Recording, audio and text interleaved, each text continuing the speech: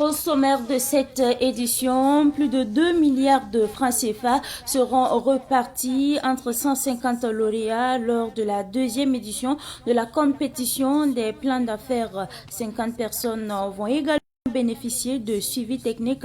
C'est une initiative portée par le projet d'appui à l'inclusion financière et à l'accès au crédit des petites et moyennes entreprises qui vise justement à promouvoir l'innovation et à soutenir les jeunes et les femmes. Éléments à suivre dans ce journal.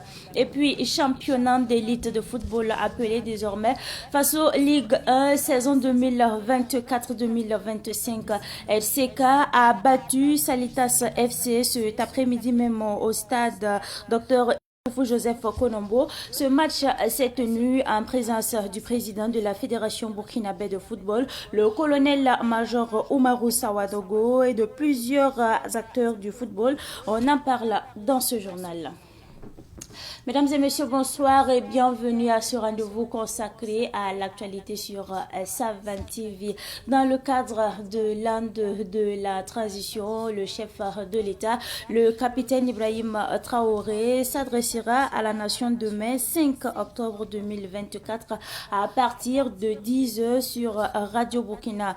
À cette occasion, le chef de l'État va aborder des thématiques en lien avec l'actualité nationale, la sécurité et d'autres sujets d'intérêt pour la nation. Ce grand oral du chef de l'État sera retransmis en direct sur la radio Savan FM à 10h.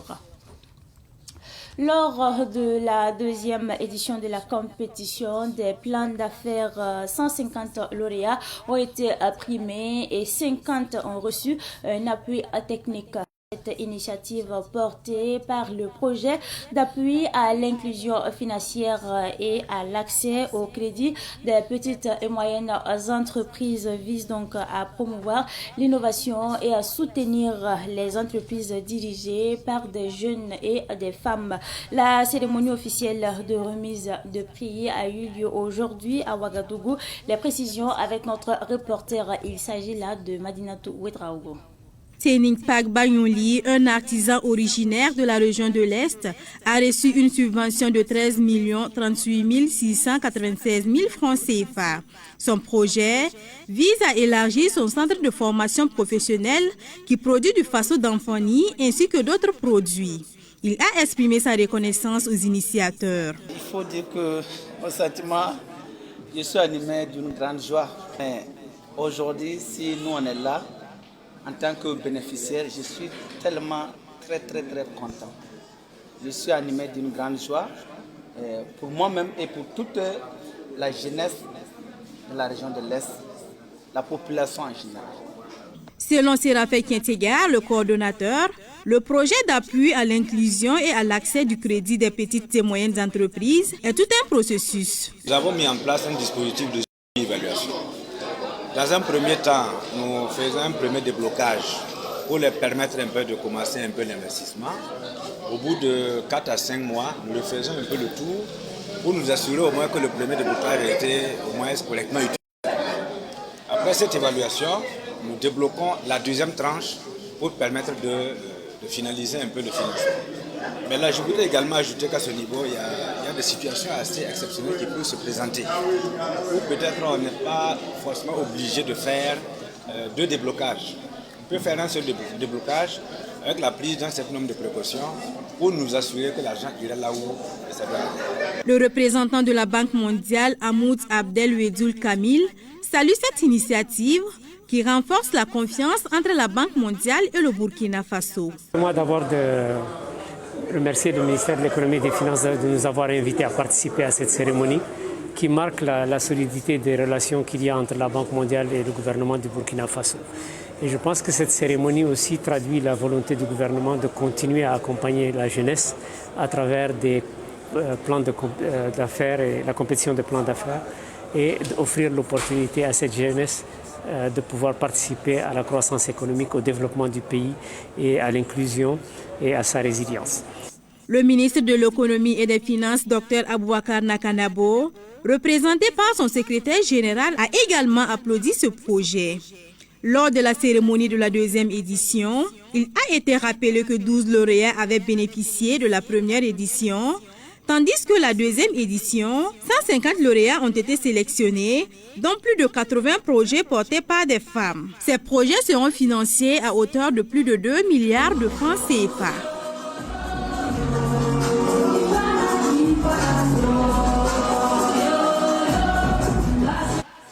Cette fois-ci, nous parlons lutte contre le cancer au Burkina Faso, un combat qui nécessite une forte mobilisation de ressources et face donc à cette urgence un atelier de plaidoyer regroupant donc des partenaires techniques et financiers ainsi que des acteurs de médias a été organisé hier à Ouagadougou. Notons que c'est une initiative du Programme national de lutte contre le cancer. Les précisions avec Daouda Yamiro. Les statistiques sur le cancer au Burkina Faso prouvent qu'il s'agit d'une maladie préoccupante. C'est pourquoi le ministère en charge de la Santé, à travers le Programme national de lutte contre le cancer, veut mobiliser des ressources pour intensifier la lutte. D'où l'importance de cet atelier de plaidoyer qui engage la société civile, les bailleurs de fonds ainsi que les médias pour soutenir les efforts de prévention, de dépistage et de traitement. Le cancer est responsable de beaucoup de décès dans nos populations. Quand on prend par exemple les cancers féminins, le cancer du col de l'utérus est responsable de 3 décès par jour et le cancer du sein est responsable également de 3 décès de femmes par jour au Burkina Faso. Quand le ministère regarde ces chiffres, c'est inacceptable et le ministère a pris la responsabilité de mettre en place un programme.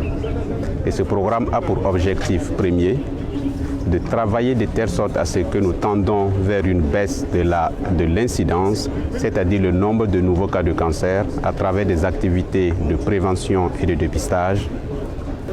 Les partenaires techniques et financiers accompagnent le ministère dans beaucoup de domaines. Et ce que nous attendons de ces partenaires est qu'ils mettent un accent particulier pour la lutte contre le cancer en aidant le ministère à financer non seulement la prévention, à financer le dépistage, à financer les soins du cancer, à financer également la recherche sur le cancer. L'UNICEF donne son quitus pour soutenir l'État burkinabé dans la lutte contre les différents cancers. Le cancer, c'est un problème de santé publique majeur.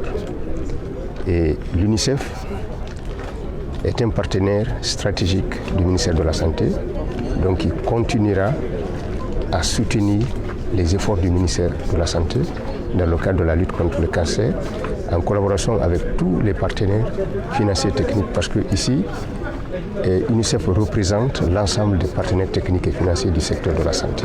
Le représentant du ministère en charge de la Santé a invité l'ensemble des partenaires techniques et financiers ainsi que les hommes de médias à s'approprier les activités du Programme national de lutte contre le cancer.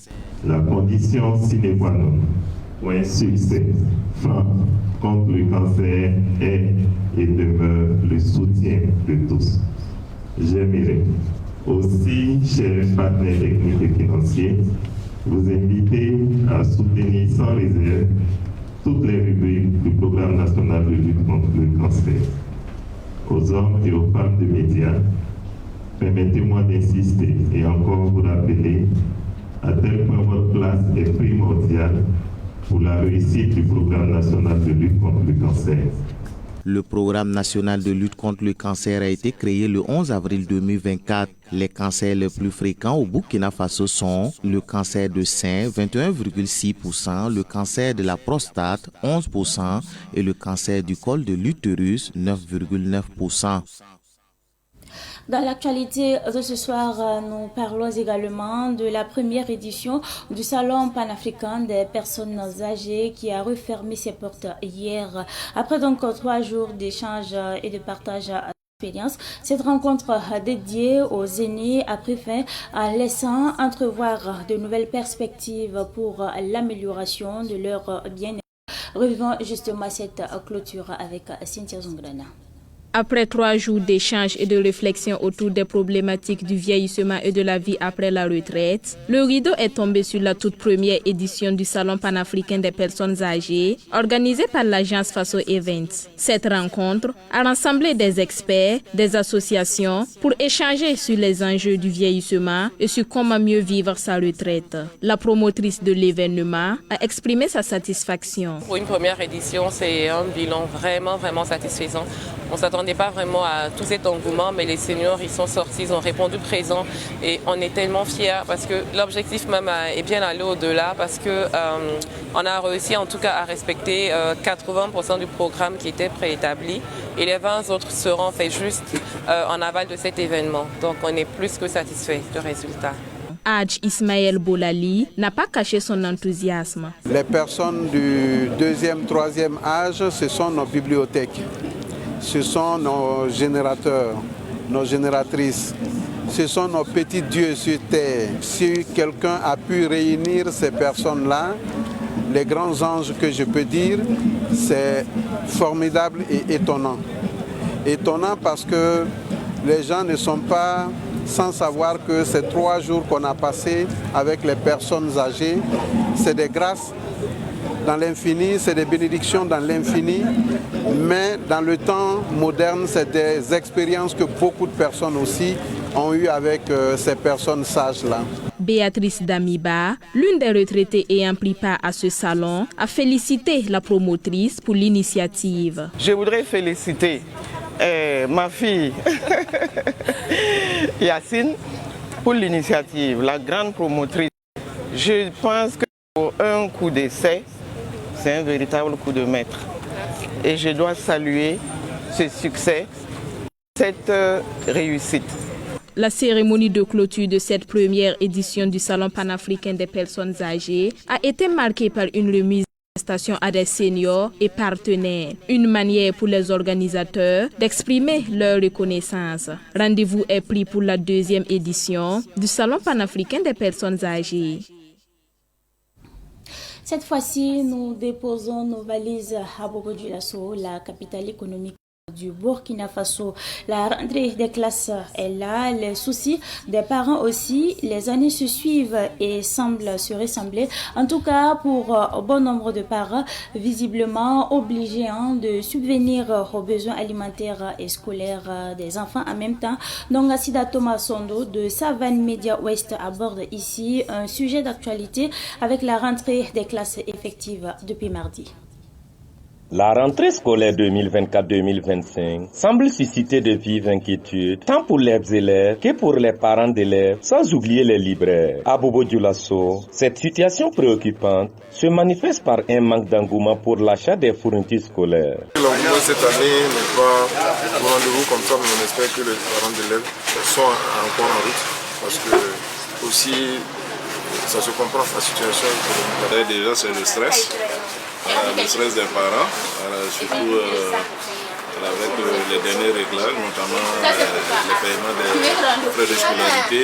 Il y a quand même les fournitures scolaires qu'il faut assurer pour les enfants. Et donc c'est des angoisses partout. Beaucoup de familles font face à des difficultés économiques, ce qui les empêche de financer les fournitures scolaires essentielles pour la rentrée. La vie pourrait également jouer un rôle significatif dans cette situation. Réellement, cette année, on sent que les parents n'ont pas assez les moyens pour scolariser les enfants comme ils l'auraient souhaité. Cette période, c'est pas facile sur les parents des élèves. C'est ce que ça va aller. Oui, c'est pas facile.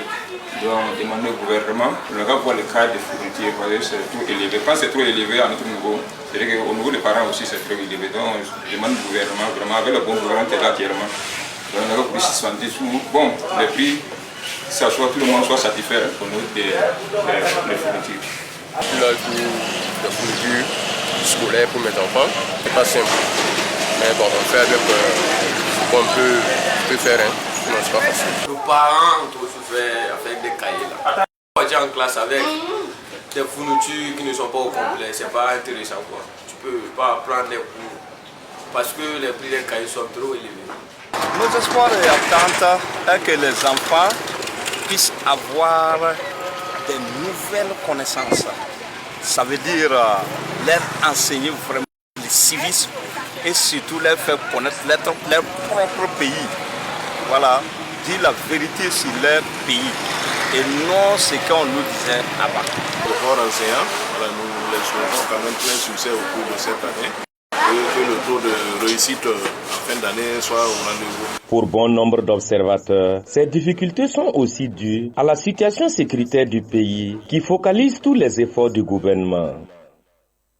Nous parlons éducation toujours, mais cette fois-ci avec le laboratoire langue, discours et pratiques artistiques qui était justement devant la presse ce matin à l'université Kizerbo de Ouagadougou pour exprimer sa satisfaction suite donc à l'élection du professeur Joseph Paré au poste de vice-président de l'Association internationale de sémiotique.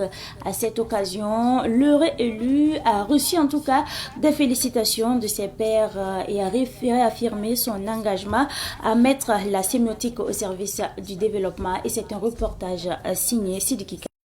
Joseph Paré est désormais le vice-président de l'Association internationale de sémiotique, la science qui étudie le système de communication entre individus. Élu à ce poste pour 5 ans, le professeur Paré a déclaré qu'il mesure l'importance de la tâche qui lui est confiée, mais qu'il était prêt à relever les défis qui se présenteront à lui et dresse déjà ses objectifs. L'enjeu principal, c'est de faire en sorte que la sémiotique que nous enseignons dans les universités devienne quelque chose qui puisse accompagner aussi nos processus d'éducation. Et en ce sens, il y a beaucoup de choses qui peuvent être faites et qui peuvent permettre de sortir du réseau simplement de l'enseignement pour aller vers ce que nous appelons la rentabilité sociale de l'enseignement. Et c'est ça qui est l'enjeu. L'un des enjeux aussi, c'est d'arriver à constituer une association africaine des sémioticiens et également voir comment cette structure-là peut accompagner non seulement l'enseignement, mais aussi conseiller au niveau des institutions de l'État, voire des organismes privés.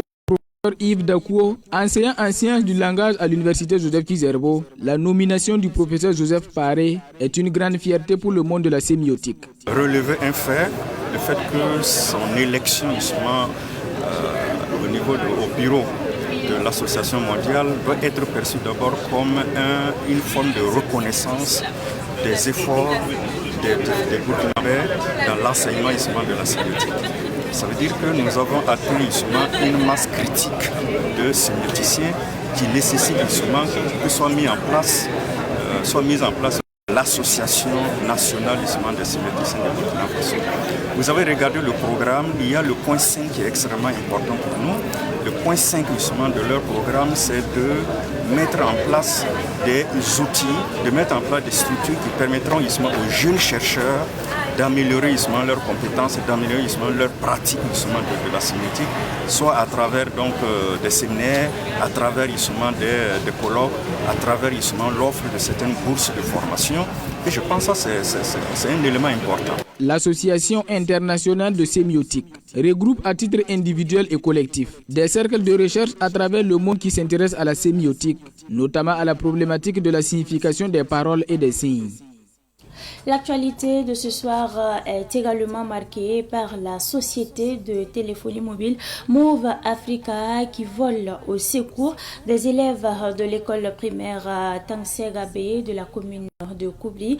Il a procédé ce matin dans la dite commune à la pose de la première pierre, annonçant la normalisation de la dite école. Explication avec notre reporter, il s'agit là de Samuel Moko. C'est par ces mots que les élèves de l'école primaire Tangsegabé de Koubri ont accueilli la société de téléphonie mobile Move Africa qui, depuis 2018, est dans cette mission de normalisation des écoles au Burkina Faso. Pour construire un bâtiment qui va abriter 3 salles de classe avec équipement de tables et de bancs, et également de chaises et bureaux pour les enseignants. Nous allons également construire de latrines pour les élèves et les enseignants. Et on va construire un magasin et une cuisine Également, on va réaliser un forage et on va installer du solaire pour équiper les salles de classe en électricité. Après 10 ans d'existence, l'école primaire Tangsega B de Koubri ne se contentait jusque-là que 3 salles de classe. C'est pourquoi, pour la directrice régionale de l'éducation formelle et non formelle du centre, l'initiative de Move Africa est louable. Il faut dire que Tangsega B, c'est une école qui a 3 salles de classe avec beaucoup de sollicitations quant à la scolarisation des enfants. Donc les effectifs sont énormes, la demande est forte. Donc la réalisation de ces 3 salles de classe va permettre d'accroître nos capacités d'accueil et donner la chance aux enfants qui n'ont pas la chance de venir parce qu'il n'y a pas la place pour eux ou qui vont perdre une année de pouvoir rattraper leur scolarité cette année. Donc c'est vraiment avec grande joie que nous disons merci à Move Africa pour avoir pensé soulager la communauté éducative de la commune de Koubri tout entière. Pour la directrice de l'école primaire Tangsega B de Koubri, l'œuvre de Move Africa est un ouf de soulagement. Comme c'est 3 classes, il faut chaque 2 ans. L'équipement se fait chaque 2 ans. Et avec tout ça aussi, si on voit que le niveau, on doit redoubler l'enfant, forcément il faut que le reparte. C'est un retard pour lui. Cette année, on a le CP2. Et s'il se trouve maintenant qu'il y a des enfants qui sont un peu en difficulté et qu'on doit les redoubler, il faut forcément repartir au CP1. Parce que l'année prochaine, c'est le CP1 qu'on va recruter, il n'y aura plus de CP1. L'école primaire Tangsega B de Koubri compte plus de 200 élèves. Le nouveau bâtiment de Move Africa sera disponible dans 6 mois selon les prévisions du premier responsable de Move Africa.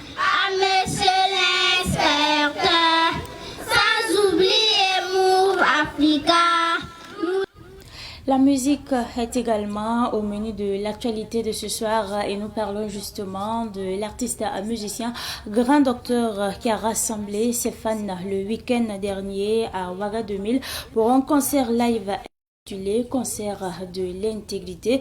Revivons justement cette soirée avec nos reporters Madina Toudraogo et Abdoulaye Kinda.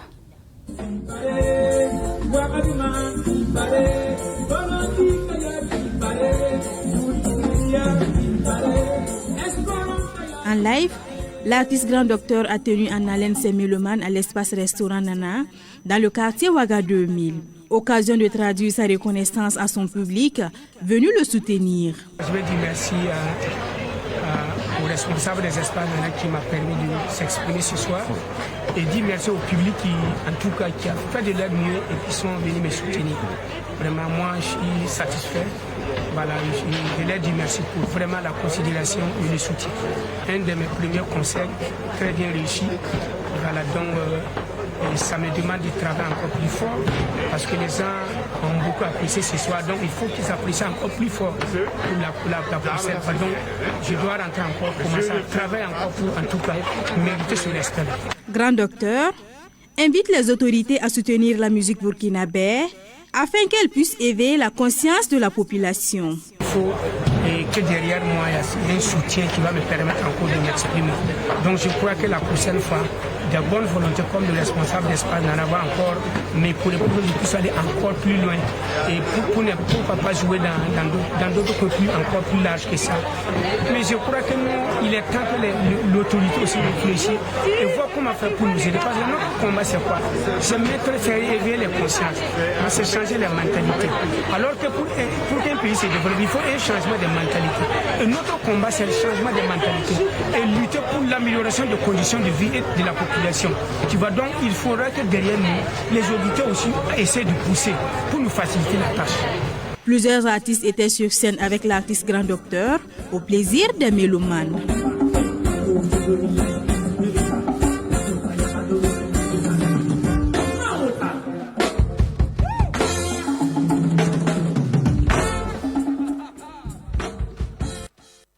Après donc la musique, place à présent au sport. Le Racing Club remporte la première édition du tournoi de Maracana de Bala devant Marabout qui l'a battu 1-0. Cette rencontre sportive qui a eu lieu le week-end écoulé a aussi servi de sensibilisation des populations à la citoyenneté et au civisme. De retour de Satiri, non Asida Thomasondo de Savane Media Ouest.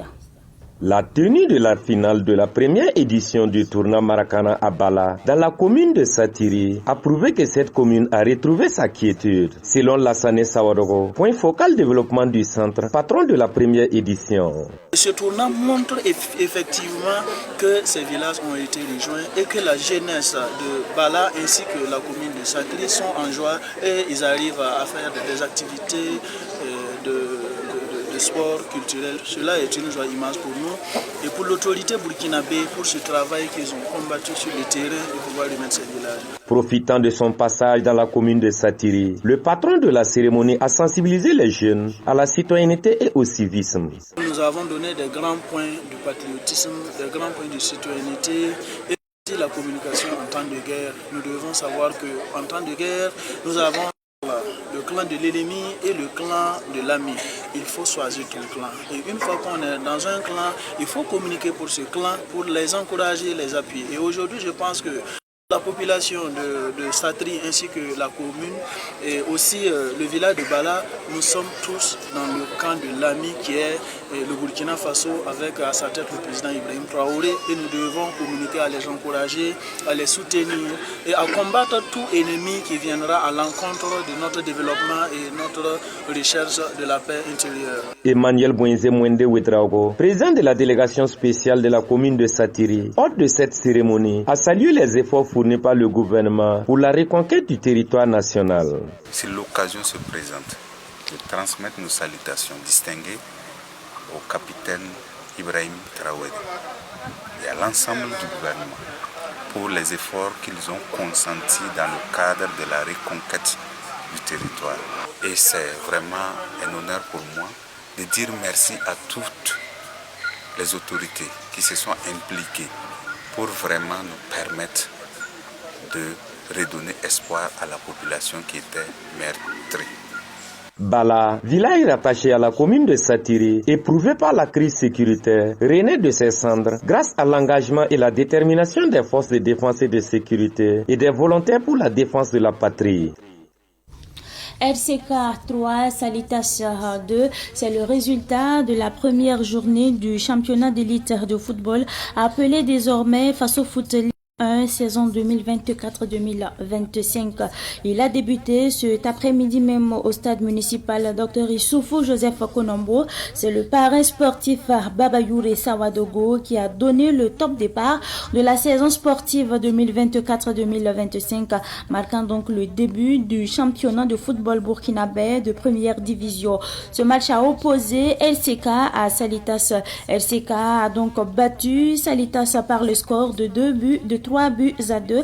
Ce match qui s'est tenu donc en présence du président de la Fédération burkinabé de football, le colonel-major Omarou Sawadogo et de plusieurs acteurs du football.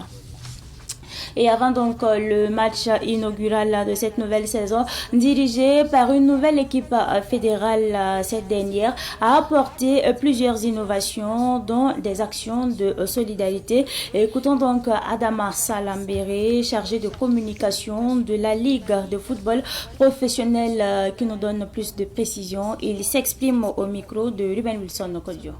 L'innovation majeure dans cette saison 2024-2025, c'est véritablement la reprise de la journée de solidarité et d'hommage aux forces de défense et de sécurité, aux volontaires pour la défense de la patrie et au PDI. Compte tenu de la situation sécuritaire de notre pays, on a voulu actualiser cette journée de solidarité et d'hommage pour véritablement rendre hommage à ces hommes qui travaillent nuit et jour pour que le Burkina Faso retrouve sa quiétude. C'est l'innovation majeure et comme nous parlons sport, vous savez bien qu'au niveau de la Ligue 1, il y a des équipes de corporation telles que l'ISFA, l'AS Douane, et en Ligue 2 également il y a l'AS Police. Et c'est quand ces équipes-là vont se rencontrer que nous allons organiser ces journées d'hommage là. Pour le message, c'est véritablement un message de résilience, parce que pour ces journées-là, on va plus demander aux populations, aux supporters qui sont fans du Faso Foot League 1 de sortir massivement. L'argent récolté pour les tickets d'entrée au stade seront destinés à soutenir les PDI. Donc on va peut-être demander à ce que la population sorte assez nombreux, les supporters qui sortent assez nombreux pour véritablement remplir les stades afin de récolter beaucoup plus de fonds pour ces PDI-là. Il y a des personnes qui, à chaque fois, veulent apprendre aux autres comment gérer leur vie. Il serait plutôt judicieux pour ces personnes de mieux organiser leur vie plutôt que de faire ce qu'on ne leur a pas demandé, comme cet adage qui dit « enlève la poutre de ton œil et alors tu verras clair pour ôter la paille de l'œil de ton frère ». C'est donc tout pour cette édition du soir. Merci à vous pour votre constante fidélité. Excellente suite de programmes en compagnie donc des programmes de la télévision des Nouvelles-Idées.